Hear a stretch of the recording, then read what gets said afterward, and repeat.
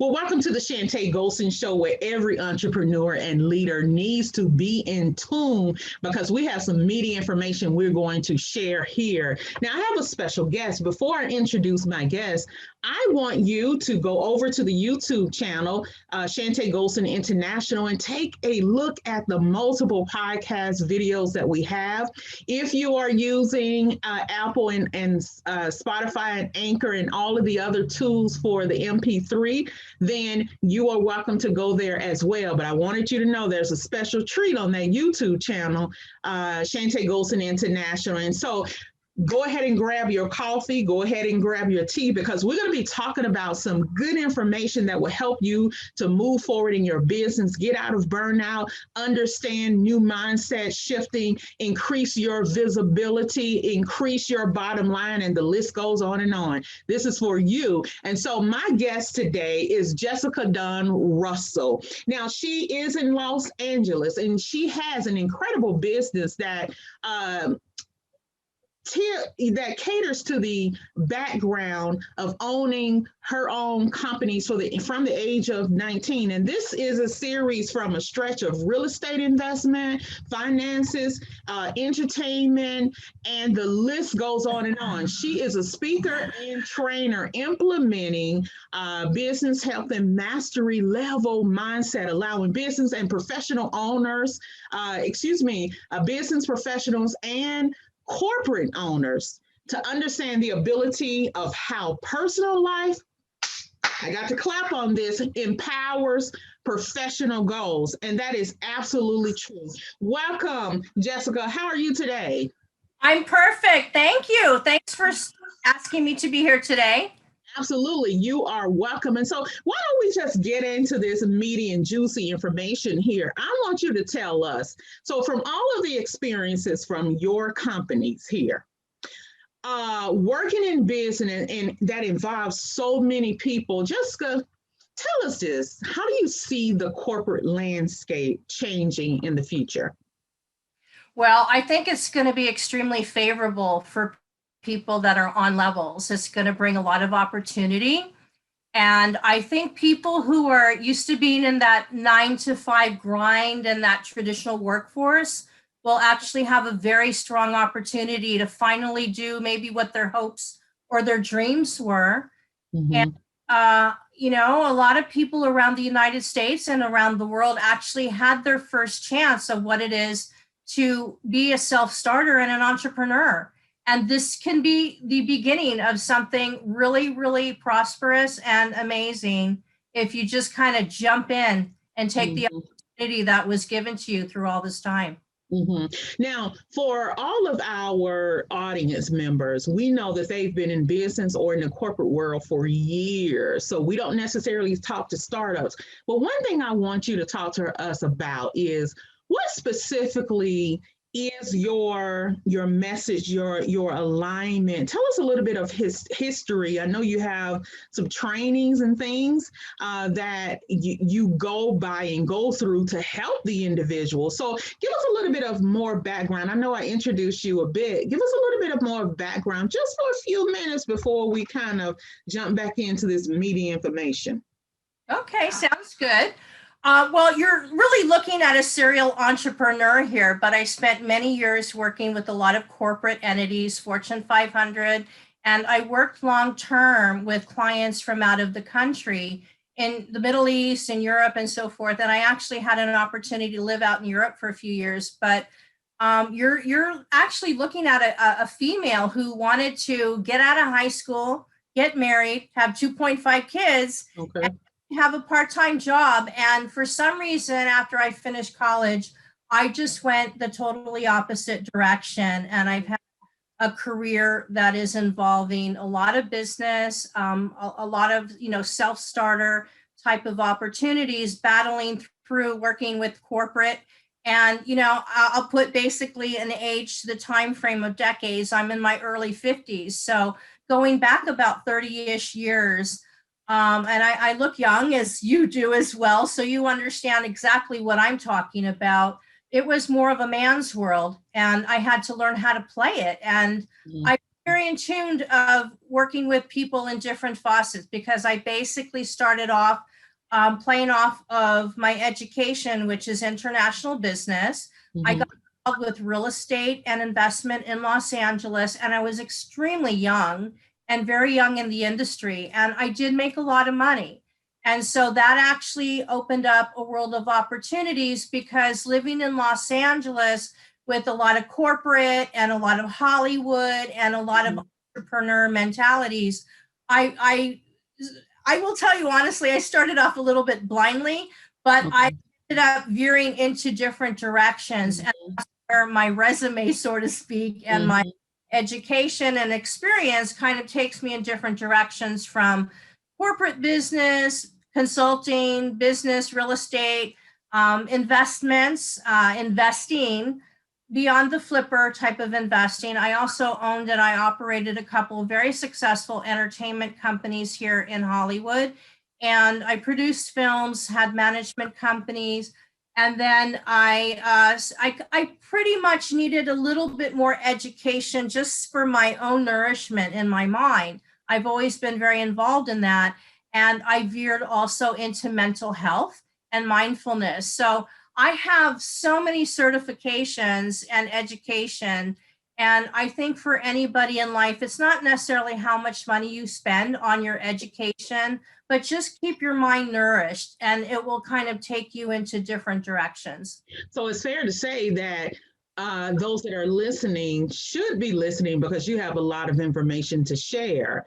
So within this context of understanding the importance of entrepreneurship, as well as being in the corporate realm, what do you say to that corporate individual who is in their office looking out the window, per se, and just shaking their head, not understanding where they need to go, what they need to do, because they feel stuck or paralyzed? Look out the window and acknowledge how beautiful it is. And behind that scenery is a world of opportunity. Get outside. Get outside. Just jump in. And I will tell you right now, the world and your neighborhood is more forgiving. There's more compassion. People want you to succeed.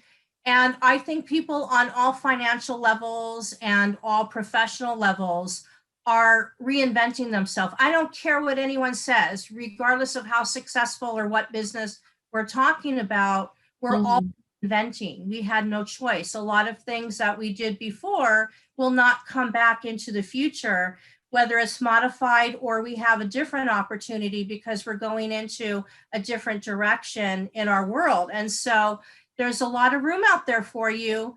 Just, don't worry about the fear. Just get out there, get off the hamster wheel, step back, take a deep breath, and just go forward and grab the hope and the dream, because it's right there for you to take. Yeah, for some of the executives in the corporate world, their total idea is breaking the glass ceiling if it's women, or getting that large office in the corner if it's men. So when we got a lot of regulations around certain things, and it's so difficult for executives to have resilience, agility, because of the fact that they have to answer to someone that's higher up on the floor. And if they make one mistake with their team, if they mess up any outcome, it's that fear behind being fired. What do you say to that man who is in that position, that woman who is in that position? Do we tell them or talk to them about going out on their own, or do we help them at where they are?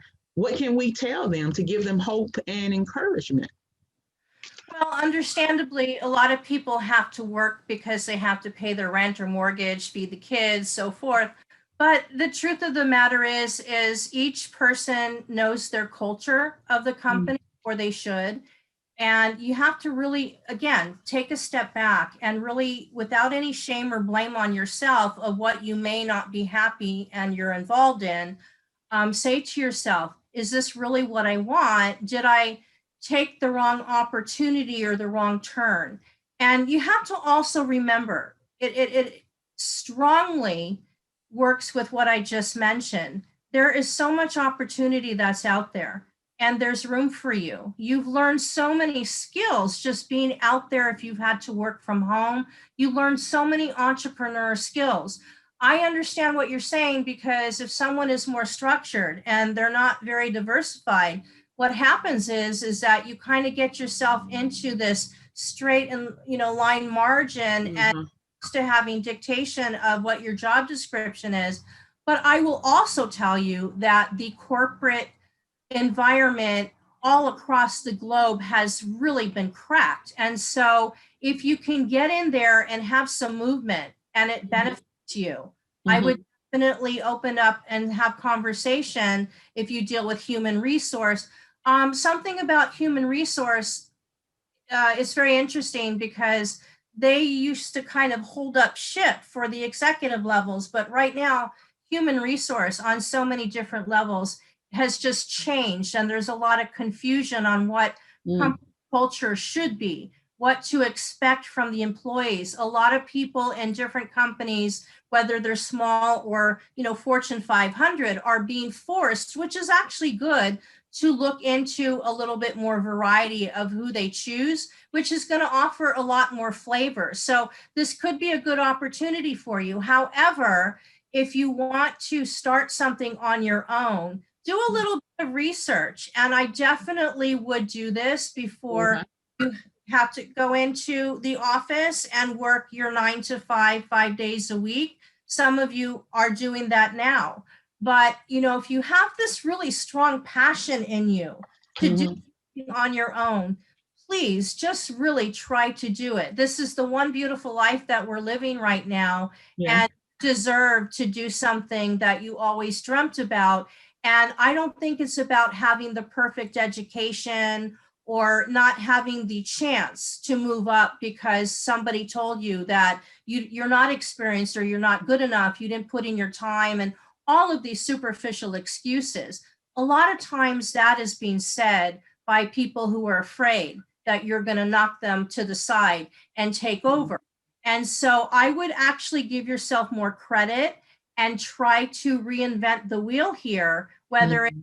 trying to start up something that's similar to the business that you're in, or just go with your passion. Because usually when we're in a negative time in business, in the culture and the economy and so forth, like we are right now, it is actually the best time to start something new, because people are looking for fresh, and people are more willing to help. And that's another thing, is the word help used to be something that a lot of people were afraid to put out there and to use. Right. Due to pride. Yeah. Yeah. It's a pride. We have strong Mhm. egos, but there's no reason to not ask for it, because if you actually ask someone for advice, or if someone can offer something in exchange to help you get closer to your goal, they actually appreciate it. Because right now, inside, a lot of people are going through the same thing that most everybody else is, and we want to be needed and wanted. And so the typical culture, even in the office environment or the business environment outside, is more about today bringing your personal self into the professional area of business. And this is Okay. that we haven't seen for a very long time. So when you talk about HR previously, you were talking about the things that are unfolding as it's a good thing for this to happen due to COVID and any other experiences. I'm wondering what you're meaning by your staple of rewriting standards in lieu of the differences and the opportunities there are now. Can you tell us a little bit about that?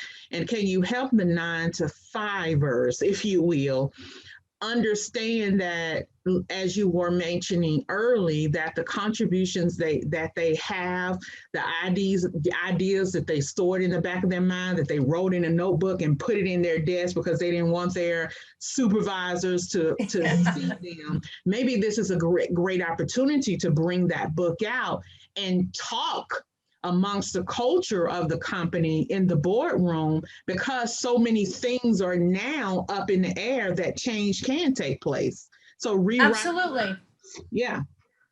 No, absolutely. And you know, each individual person who works for a specific company or in an office knows the people that they work with, even if it's at arm's length. Hopefully, the viewer has the office environment where they can speak a little bit more of their mind. But the whole point of all of this right now is that, you know, you have some profession positions that unfortunately now are becoming now known as a job. It's not part of that professional or profession level.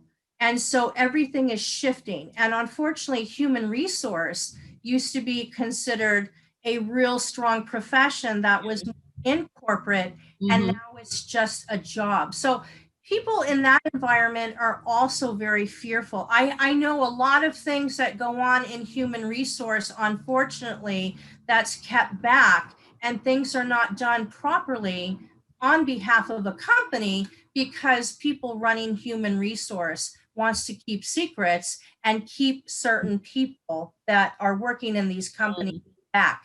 And all human resource is like that, or people working in human resource, but Right. you have to understand that the fear grows as well on top, because people that are on corporate level don't want to have a shakeup. They don't want to deal with people who are a little bit more opinionated or maybe more intelligent than they are, because they're for their security. So when I was talking a little bit earlier, what I'm basically saying is that now more than ever, because so many people are out of work and they're shuffling. There's people on different levels from the top that are elevating down, and people who are down are elevating up, and everything is such a mixture of experience. And, you know, right now, when someone is interviewing or hiring, it's more of a mixed bag because so many people are displaced, and they're taking less than, or they're just trying something new. I mean, everything that you can think of, we're going to experience in very strong magnitudes. And that's why I'm basically saying, you know, you can get some really strong talent out there, even if you have a dream. And if you have a strong structured culture within a company, you can actually take that dream now and you can receive more creative talent that's there in the street that is extremely capable and willing. And you have other people that have other attributes that they can offer as well, or even into a company. So you don't want to be displaced and miss your place.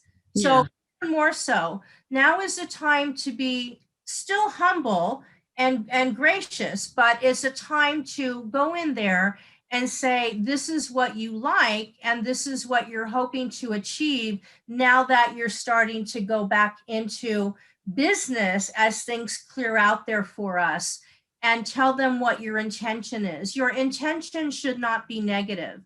And if you're working for a company that looks at your intention in that way, then you've known that it's time to have gotten out a long time ago. And the truth of the matter is, while you were sitting at home for part of the year, or if not the entire year, you know what your heart and your mind is saying. And you really do need to come to terms and just go out there and take a chance on yourself, because you're the best asset that you will ever find in this lifetime.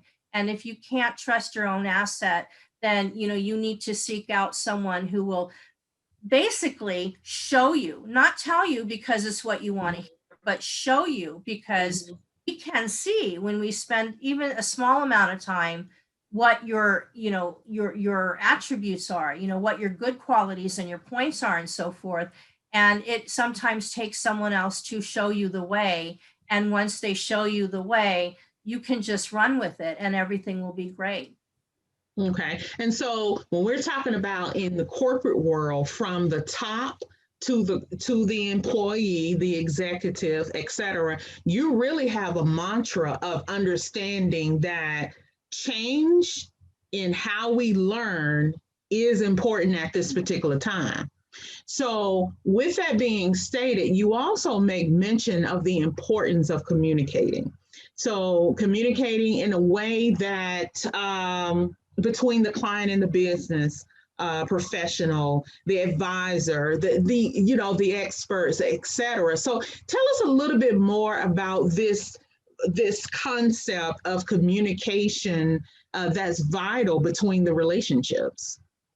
Okay, so this is something that unfortunately a lot of people don't really understand or don't know how to utilize well, because some people are really good people, they're just not the best communicators. However, um, right now, you have to remember that other people's stuff or issues in their head are not necessarily your issues, Right. but we all are going through something. And even more so now, we're all going through something. So you have to just kind of take a pause when you hear a statement from somebody, because usually in the old time, I would say, somebody will judge you if you're opening up a conversation within the first few seconds, whether or not they like you or they want to work with you or not. That's pretty nerve-wracking when you think about the 3-second rule. But what you really should be focused on is be a good listener, but be humble, like I said earlier, and really listen now to what is on someone's mind, because you're going to notice there's a lot of personal that's coming out. And instead of taking someone's confusion or somebody who's not clear on something, see if you can try to understand. Also, tonality. Tonality in our personal relationships are extremely important. I teach this around the United States, and it's something where it could be something that, for example, you can take one sentence. Have a good day. Okay. Have a good day. Have a good day. Mm-hmm. Have a good day. Yeah, have a good, depending on how we say it is also going to influence other people's moods and what their perceptions are on us. So now it becomes more nerve-wracking and critical when you are in that work environment. So that's where you need to kind of take a pause, an extra moment. If you hear something that may not be kind or clear, or something that may be out of sorts for the moment that you're conversing with someone, and try to figure it out and not, go on defensive or judge. We are our worst enemies, because our perception of how or when someone says something to us starts planting seeds in our head, and things from our past starts digging up. Right. And it actually implements in not just our personal life, but definitely affects our career life and in our professional day. So this is something that you really need to look at a little bit differently. And right now, again, it's about relearning, retraining, and understanding people a little bit different.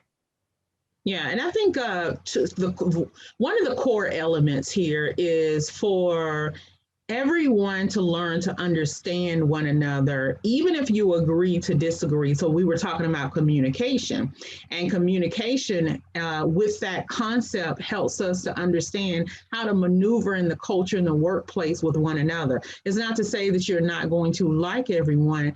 Executives, even though it must stay a secret, they don't like all of their staff. They don't like all the people they lead, and that's just kind of human nature. But one element that is so key for executives, especially those that are running a team, is to understand how to have empathy, how to communicate, how to be vulnerable, not to show weakness, but relatability for their staff. The more you relate to your staff, the more you communicate with them, the more they'll work for you. What is your take on that?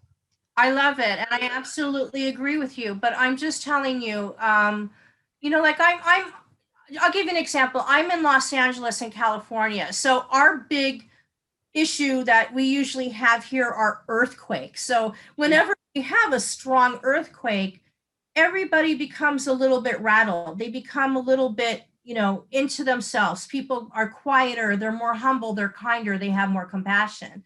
Unfortunately, it sometimes lasts only a couple days, maybe a week. And so here we have something that truthfully, we've had to reinvent just our daily life in our homes, whether we're alone or we have a family or we have some kind of a spouse. And we've had to learn what we thought we already knew in a different way. And so when you're talking about corporate environments, or you're talking about your CEOs, CFOs, so forth, it's the same story. They don't want you to usually understand this, but they're just as confused as probably anybody else. But they have to hold up the ship. Yeah. So I think truthfully, and I kind of lost my place there, but I think truthfully that now when you are going back into a more stabilized work environment, you're going to see that people have cracked on so many levels, including your boss, including the person who's holding up ship. I have 3 offices, I'm using one. I can't use a second, and the other one has water damage, which has nothing to do with anything. But I'm like paying all this money and nobody's helping with overhead and so forth, and this is just unfortunately what I have to do. So when you look at the mentality of someone who's running a successful company, unless they can hedge their losses with something else, they're hurting inside. They're bleeding. They're really trying to figure out what's going on. Even a kind statement is like, if you were able to keep your job, I want to thank you so much for allowing me to stay with the company and sticking with us through all of this. How can I help you? So back in the day, you probably wouldn't think to say anything like that. But I'm telling you, if you try to be a little bit more compassionate, you will find cracks for you to go through that will help you achieve your goal if you want to stay with the company and maybe move up. A lot of companies do prefer to hire within, but there's just a lot of talent that's out there right now. So depending on where your culture is with the company will really dictate. If they're treating you badly, or you're really unhappy, it's really time to call it a day. And I think that if you just take a chance on yourself, you'll be proud. And it's like anything else. Once you see a little bit of success, you see a little bit of reward towards what you're doing, it only grows from there, and you follow that, and I think you'll be okay.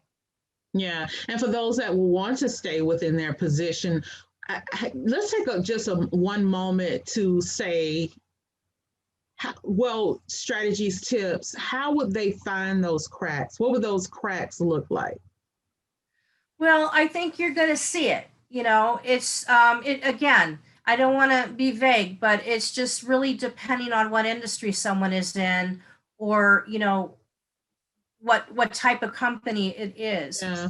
I think as more people go back to their companies, and now especially if you are on a higher executive level, you need to really understand.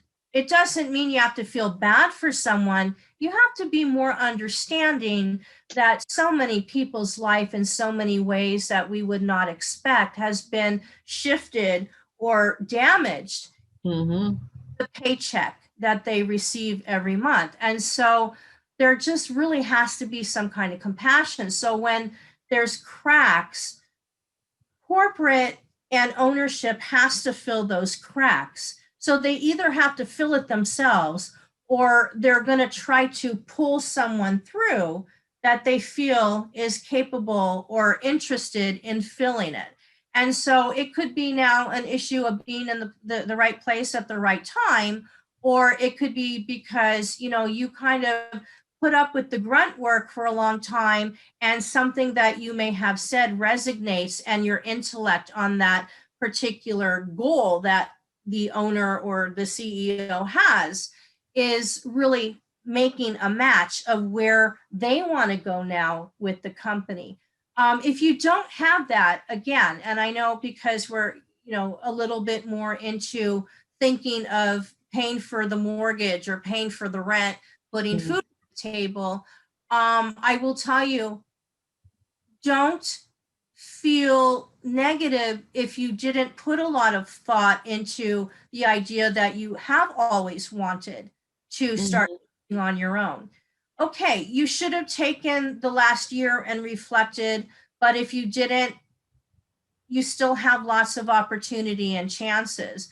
I would basically regroup, regress a little bit, and look back into your past and say, these are things that I did do wrong and I feel that I should change so I don't continue to bring it into my future professionally. And I will just go in to say, and you understand this as someone who is very much also into the health coaching, is the fact that health plays a huge part in your professional life. If Yes, you're aligned with that mind and the body, your body is not feeling well, you have a flu, a cold, or you're exhausted, you're not going to run and be able to work with clarity the way that you would if you're well rested or you're feeling well.